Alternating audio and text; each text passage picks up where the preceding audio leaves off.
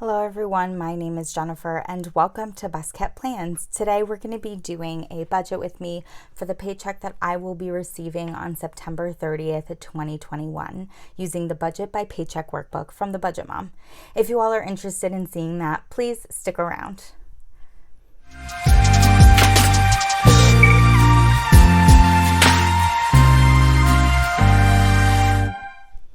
So as I have mentioned in previous videos, September is a little bit of a different month for me. I get paid bi-weekly and there are a couple times a year where I receive 3 paychecks instead of my usual 2. September 2021 has been one of those months. And so I am receiving my third paycheck for September on the 30th of the month, which I believe is the last day. Yes, it is. It's the last day of the month. So technically I'm receiving 3 paychecks in September, but this paycheck is going to be used to pay bills that are due in October of 2021. A lot of times I do have cash that rolls over from one month to another depending on when that second paycheck in the month is, and this is no exception to that, even though it's my third paycheck of the month. Just so you guys can get a feel, I did mark off this paycheck on my October calendar in the Budget by Paycheck Workbook, and any bill that is in this like dark teal color is going to be paid with that paycheck. So I'm gonna bring you guys in close so that we can go through in more detail the paycheck bill tracker.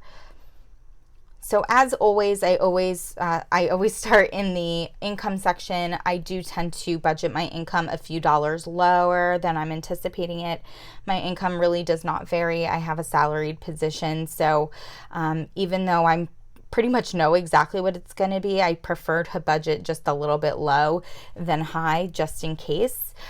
This paycheck might actually be, so I always budget $29.35, and most of the time my paycheck is like $29.40.98 or $29.40.99, but I think it's going to be a little bit higher than that. And the reason I say that is because I don't know, they definitely don't have to take out for my parking in this paycheck. I do have to pay for parking at work. It automatically gets deducted from my paychecks, and I'm pretty sure with this third paycheck of the month they don't have to take out my parking.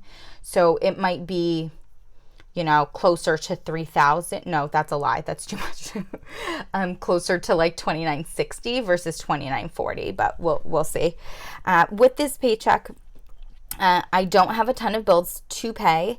I'm going to be paying my rent, which is due on the 1st and is $600. I will be paying for my Spotify, which is, I always budget $11 and is due on the 7th. And then when I filled this out, which was a little bit ago, I had not yet decided to pay for Hulu annually. I have since decided to do that. So even though I budgeted with Hulu $7 for Hulu being taken out, it isn't actually going to be taken out, which is why I have a 0 in the actual column. I think I had mentioned in one of my last videos that I did have a wedding on the 25th, and it's out of state, so I did have to pay for a hotel. And while I know how much the hotel costs, I intentionally put it on one of my credit cards because I was going to get cash back.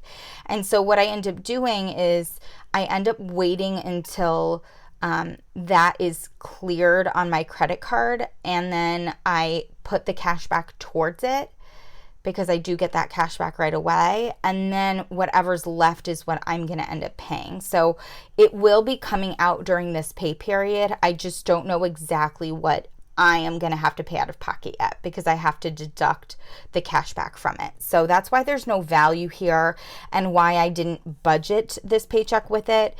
But it certainly will come out of the actual, and I'll go into more of that to make sure I have enough money to do that a little bit later. So the bills together for this paycheck total $618, and if I subtract that from the $29.35 I am budgeting my income to be, I am left with $2,317, which is what I bring down to the envelopes or variable expense section of the paycheck bill tracker.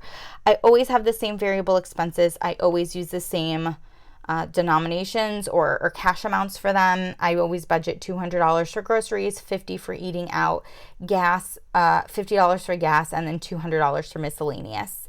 This might be changing soon. I think I am going to have to up my eating out budget now that we are in a little bit of a more normal situation with the pandemic. I have noticed that I am going out for meals more frequently, and so I think I am going to have to up this come October, but I have not done it yet. I decided to look at what my September total was before doing that, and so when I do my September monthly budget recap, I think I'm going to talk a little bit more about that. All of these variable expenses add up to $500, and if I subtract that from the $2,317 I had left over after bills, I am left with $1,817. That is what I'm going to carry up to the sinking fund section of the paycheck bill tracker. Just like with variable expenses, I always have these same sinking funds listed and these same values. So I put $50 towards travel, $25 towards Christmas, $15 towards subscriptions, $20 towards medical, $120 towards car maintenance, $20 towards birthdays, and $20 towards holidays. If I add up all of those values, it adds to $270, and if I subtract that from the $1,817 I had left over after my bills and my variable expenses, I am left with $1,547. Because I don't currently have any consumer debt, and the only debt that I have, which is my student loans, I am not paying on right now, everything after my sinking funds goes directly down to the savings section, and it all goes towards my number one savings goal, which is my house savings. That's why I have the full $1,547 listed here. As you can see though, I did pencil in a different value into the actual column. And the reason that I did that is because I'm anticipating that I am going to have to pay my credit card for that hotel that I booked. And so on the 30th, when I get paid, I always make my transfer into my house savings account, but I don't want to transfer too much and then not have enough to pay that credit card off. So I'm going to more conservatively transfer $1,160 when I get paid on the 30th. And then after I have everything figured out with that credit card payment, if there's any left over, I can transfer that over to my house savings. I'm going to bring you guys over to the cash envelope breakdown. This does not change much. It really, really doesn't from week to week. And you know what I didn't think about? I'm just realizing that I don't think I put in, maybe I'm wrong. Maybe I did, and I'm just forgetting. No, okay, so I didn't put in, as you can see, like this is my October monthly view. I don't want to zoom out, sorry. As you can see, I put these like yellow lines on Wednesdays, but I didn't write any values in. So the yellow on my monthly view is always indicating when I need to pull out of my cash envelopes for the 2021 savings challenges. So I'm wondering if the October challenge is something that I have to do specifically on each Wednesday, and that's why I usually try to put in values early though, so I know what I have to pull out in my cash denominations.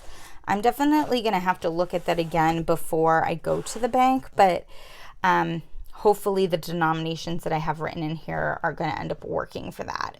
I have been pulling out 2 20s and a 10 for eating out, a $50 bill for gas, 100, a 50, 2 20s, and a 10 for miscellaneous. That's been working really well for me with regards to the 2021 savings challenges. And this is generally the denominations, the category that the denominations will change if I need something else for the 2021 savings challenges. I always tend to pull them out of my miscellaneous envelope because that's the largest cash envelope I have, and I feel like I'll miss it less out of that envelope. For my sinking funds, I follow the same rule of trying to pull out the largest bills possible. So that's what happens for all of those. And then for my rent, I think I've mentioned in a previous video, I do pay my rent in cash, but like I have no reason as to why, but I always pull out 300s and 650s. I do not know why. I don't know why, but I've just always paid it like that. So when I go to the bank, I will be pulling out $1,170 to cover my variable expenses, my sinking funds, and my rent. So that is it for today's budget with me. I hope that you guys found this interesting and helpful. If you have any questions, please, please, please do not hesitate to put them down below, and certainly be on the lookout for my September monthly budget recap, which will be coming soon. I hope you all have a good day, and as always, be safe. Bye-bye, everyone.